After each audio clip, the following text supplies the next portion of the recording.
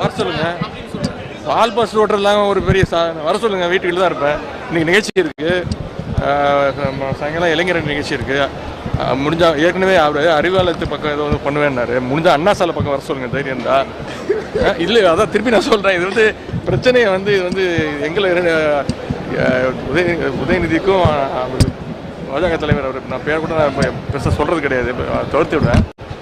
இது அந்த பிரச்சனை கிடையாது. தமிழ்நாட்டுடைய நிதி உரிமையை கேட்டு வாங்கணும். அதற்கு ஏதாவது முடிஞ்சா உபயோகமாக பண்ண முடிஞ்சா அதை பண்ண சொல்லுங்க. நான் சென்னைக்கு எப்போ போறேனோ, அடுத்த வாரம் போக இருக்கிறேன். சென்னைக்கு எப்போ போறேனோ அண்ணா சாலையில எங்க வரணும் திமுக காரன் நாளையும் தேதியும் இடத்தையும் குறிக்கட்டும்.